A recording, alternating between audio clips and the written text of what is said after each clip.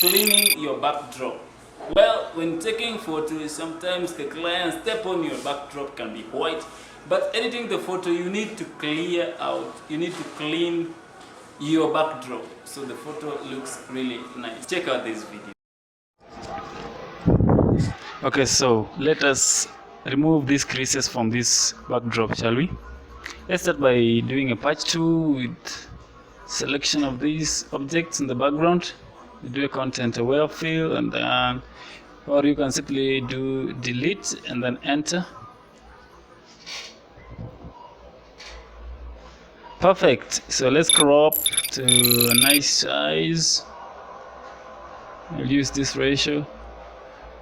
Okay, now here these are the creases, so we shall use a mixer brush, just set them to this particular dimensions and you'll be fine. Just start rubbing. Okay, sorry, let's do a background copy on this so we see the initial and the final photo. Just we'll name our copy to be, just name it clean is okay. All right, let's continue. You make sure you resize your photo. Sorry, you make sure you resize your brush, and then understand your photo. Know where the shadows are, know where the creases are. You don't want to dismantle the nature of the photo.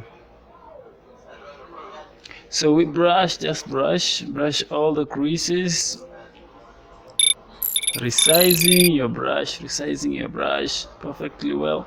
So here I'm using this mixer brush because the creases are not too much, like they're not too much on the white background, so I can just merge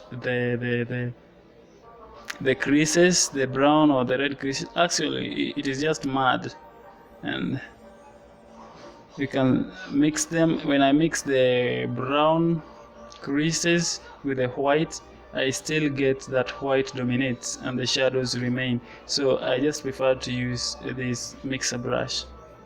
And also the mixer brush saves some time. You see, if the creases were too much, then I wouldn't use this one. For that one, I'll show you in my next tutorial. I hope so. Just make sure that your notifications are turned on, and I'm sure that next week I'll show you how to do that. Okay, so it looks like our photo is done. And thank you so much for watching this video. I hope to see you in another one. Here I bring to you tricks and many more.